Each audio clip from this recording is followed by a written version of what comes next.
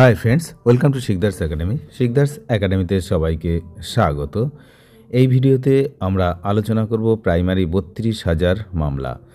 হ্যাঁ বন্ধুরা, প্রাইমারি 32,000 মামলা এইটা নিয়ে কিন্তু কলকাতা হাইকোর্টের সঙ্গে পশ্চিমবঙ্গ প্রাথমিক শিক্ষা পর্ষদের এই মুহূর্তে খুব জোর লড়াই চলছে, মানে ভীষণ লড়াই। কি হয়েছে লাস্ট আপডেট এই ভিডিওতে আমরা জানব। তবে বলে রাখি, 32,000 চাকরি বাঁচাতে মরিয়া হচ্ছে প্রাথমিক শিক্ষা পর্ষদ।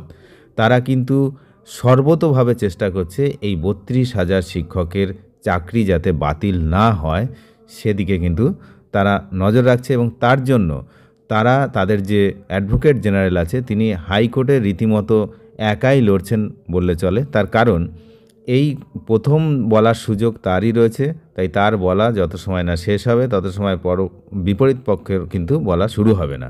তো তিনি কিন্তু এই মুহূর্তে জোরালো সওয়াল করছেন, কোথায় প্রমাণ কোথায়? প্রাথমিকে যে 32,000 নিয়োগের দুর্নীতি হয়েছে সেটা মানতে নারাজ পর্ষদ, মানে প্রমাণটা কোথায়? তিনি বারবার বলছেন, এর আগের শুনানিতেও বলেছেন, এই দিন আর মঙ্গলবার শুনানিতেও বলছেন, বারবার বলেছেন যে প্রমাণ কোথায়। প্রাইমারি 32,000 চাকরি বাঁচাতে আদালতে তুমুল লড়াই পর্ষদের। প্রাথমিকে 32,000 শিক্ষক নিয়োগে মামলার শুনানিতে জোরালো সওয়াল করেন প্রাথমিক শিক্ষা পর্ষদ। কি পয়েন্টগুলো এগুলো? নিয়োগে দুর্নীতি হয়েছে তা মানতে নারাজ পর্ষদ প্রথমত, এবং বিচারপতি তপব্রত চক্রবর্তী এবং ঋতব্রত কুমার মিত্রের ডিভিশন বেঞ্চে পর্ষদের সওয়াল, নিয়ম না মানলেই গোটা দুর্নীতি, মানে মানলেই সেটা দুর্নীতি নয়। নিয়ম মানা হয়নি এটা কিন্তু পর্ষদ স্বীকার করে নিচ্ছে, কিন্তু সেটা মানেই যে দুর্নীতি হয়েছে সেটা কিন্তু তারা স্বীকার করতে এই মুহূর্তে রাজি নয়। সুতরাং প্রচণ্ড লড়াই হচ্ছে, একাই লড়ে যাচ্ছে রাজ্যের অ্যাডভোকেট জেনারেল। তাহলে কি বাতিল হচ্ছে না চাকরি? রাজ্যের আইনজীবী আদালতে কি বিষয় তুলে ধরেছেন এই ভিডিওতে কিন্তু আমরা দেখে নেব। গত মঙ্গলবার লাস্ট শুনানি ছিল আপনারা জানেন, এবং তার পরবর্তী শুনানি কিন্তু হতে বেশ কিছুটা সময়, তার কারণ এখন গ্রীষ্মের ছুটি চলবে। তাহলে গ্রীষ্মের ছুটির পর কিন্তু পরবর্তী শুনানি হবে। ডেট সব ভিডিওর লাস্টে আমি জানিয়ে দেব কখন শুনানি হবে। তো যাই হোক, 32,000 চাকরি বাতিল মামলায় কিন্তু নয়া মোড় নিচ্ছে এই মুহূর্তে।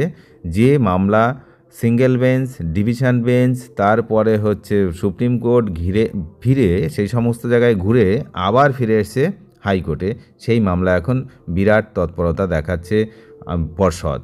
আদালতে প্রাথমিকের 32,000 শিক্ষক নিয়োগে মামলা শুনানিতে জোরালো সওয়াল প্রাথমিক শিক্ষা পর্ষদের। নিয়োগে দুর্নীতি হয়েছে মানতে নারাজ পর্ষদ। বিচারপতি তপব্রত চক্রবর্তী এবং ঋতব্রত কুমার মিত্রের ডিভিশন বেঞ্চে পর্ষদের সওয়াল, নিয়ম না মানলেই সেটা দুর্নীতি নয়। পাশাপাশি পর্ষদের আইনজীবী দাবি করেন, তথাকথিত দুর্নীতির প্রমাণ কোথায়? অর্থাৎ যে দুর্নীতি বলা হচ্ছে তার প্রমাণ কোথায়? যদি দুর্নীতি বলা হয় তাহলে তা প্রমাণ করতে হবে। পর্ষদের হয়ে অ্যাডভোকেট জেনারেল কিশোর দত্ত আদালতে আরও জানিয়েছে, ক্ষমতার অপব্যবহার দুর্নীতির সংজ্ঞার মধ্যে পড়ে না।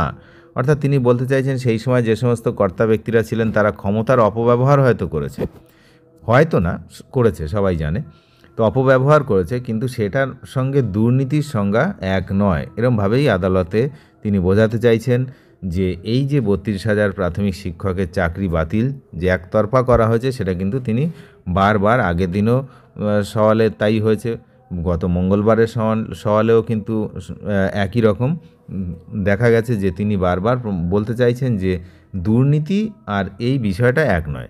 দুর্নীতি যে হয়েছে তার প্রমাণটা কোথায় সেটা দেখাতে হবে। মঙ্গলবার প্রাথমিক নিয়োগ দুর্নীতি 32,000 শিক্ষক বাতিলের মামলাটি ওঠে ডিভিশন বেঞ্চে। সেখানে প্রথম সওয়াল করেন রাজ্যের অ্যাডভোকেট জেনারেল কিশোর দত্ত, যে কথা আমি আগেই বললাম। তিনি বলেন, বারবার দুর্নীতি বললেই সেটা যে দুর্নীতি তা প্রমাণিত হয় না। দুর্নীতি বললে এক বা একাধিক ব্যক্তিকে চিহ্নিত করতে হবে। যদি দুর্নীতিতে আর্থিক লেনদেন হয়ে থাকে সেই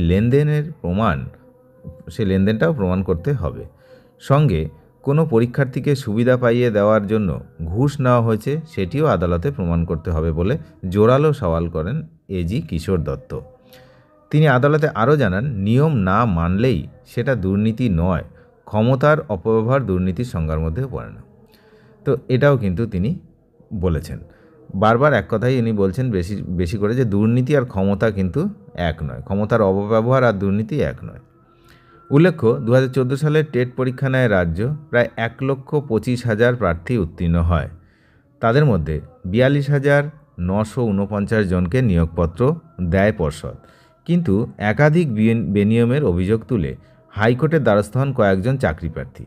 সেই মামলায় হাইকোর্টের তৎকালীন বিচারপতি অভিজিৎ গঙ্গোপাধ্যায় 2023 সালের 16ই মে প্রশিক্ষণহীন 32,000 শিক্ষকের নিয়োগ বাতিল করে 3 মাসের মধ্যে নতুন নিয়োগ করার কথাও কিন্তু বলেছিলেন। সেই রায়ের বিরুদ্ধে ডিভিশন বেঞ্চে যায় রাজ্য। বিচারপতি সুব্রত তালুকদার এবং সুপ্রতিম ভট্টাচার্য ডিভিশন বেঞ্চ সেই রায়ের অন্তর্বর্তী স্থগিতাদেশ দেয়। মামলা জল গড়ায় সুপ্রিম কোর্টে, যদিও শীর্ষ আদালত এই মামলা রাজ্যের উচ্চ আদালতেই ফেরত পাঠায়, অর্থাৎ হাইকোর্টে, এবং সেখানেই এর শুনানি চলছে। সওয়াল শেষে আদালত জানায় গরমের ছুটির পরে এই মামলাটির শুনানি শুরু হবে। পর্ষদের তরফে আরও 2 দিন সওয়াল করার জন্য সময় চাওয়া হয়েছে। তার মানে পর্ষদ আগের দিন সওয়াল করেছে, এই দিন সওয়াল করলো, আরও 2 দিন সওয়াল করার জন্য চেয়েছেন। 4 দিন সওয়াল করবেন পর্ষদের অ্যাডভোকেট জেনারেল তুষার দত্ত, তারপরে কিন্তু বিপরীত পক্ষের সওয়াল। সুতরাং দীর্ঘায়িত হবে এই মামলাটি। আগামী 12ই জুন পরবর্তী শুনানি, এই ছুটির পর কি হয় সেদিকে তো আমরা নজর রাখছি, আপনারাও নজর রাখুন শিকদার্স একাডেমিতে। যারা চ্যানেলে নতুন তারা চ্যানেলটিকে সাবস্ক্রাইব করবেন, তার কারণ নিয়মিত আপডেট এই চ্যানেল থেকেই পাওয়া যায়। এবং এই যে 32,000 চাকরি প্রার্থী যারা চাকরি করছেন শিক্ষক প্রাইমারি, তাদের ভবিষ্যৎ কোন দিকে যায় সেটা তো আগামী দিনেই জানা যাবে। তবে দীর্ঘায়িত হবে, আমি প্রথমেই বলেছিলাম যে এই মামলার সব দিক থেকে শুনবে। বিচারপতিরা তেমনই আশ্বাস দিয়েছিলেন যে সবার কথা শোনা হবে।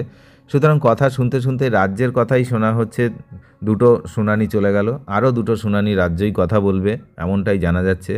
তারপরে হচ্ছে বিপরীত পক্ষ যারা মামলা করেছিলেন, মামলাকারীরা, তাদের পক্ষের আইনজীবীদের কথাবার্তা শোনা হবে, তারপর ডিসিশন হবে। সুতরাং এটা কিন্তু দীর্ঘায়িত মামলা, তো অনেক দিন ধরে চলতে পারে এমনটাই কিন্তু আশা করা হচ্ছে।